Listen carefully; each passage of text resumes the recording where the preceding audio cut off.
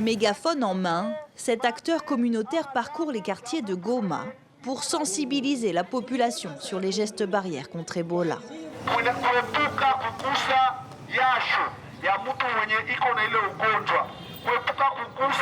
La ville est en état d'alerte. Un premier cas positif à Ebola y a déjà été enregistré. Avec 2 millions d'habitants, l'urgence est d'éviter toute propagation du virus. Dans cette université, la prise de température et le lavage des mains est désormais obligatoire. Il faut qu'il y ait l'application des mesures barrières, étant donné que l'épidémie en soi n'a pas encore de vaccin. Alors si on n'arrive pas à appliquer les mesures barrières, ça veut dire que plusieurs couches, plusieurs populations risquent de mourir. La traque contre Ebola se mène aussi à plus de 2000 km de là, dans ce laboratoire de Kinshasa. Chaque jour arrivent de l'est du pays ces tubes. Ils contiennent des prélèvements testés positifs à Ebola. Là, nous avons des échantillons, donc on a 6 positifs.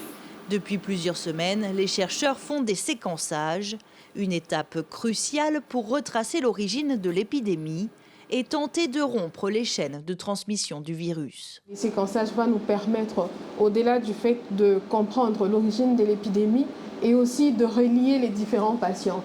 Comment est-ce qu'ils se sont contaminés entre eux? Est-ce qu'il y a eu contact direct ou bien il y a des cas que nous avons manqués? En attendant, la riposte s'organise. Dans cet entrepôt, des équipes humanitaires préparent l'acheminement de matériel médical vers l'est du pays. On est ici en cours de préparation pour le fret qui partira demain. Il y a un fret qui repartira ultérieurement. Donc demain, on a 8 tonnes de matériel, de médicaments et d'infrastructures temporaires. Donc voilà, on a toutes nos équipes qui sont ici en cours de préparation. Dans les cartons, masques, combinaisons de protection et médicaments.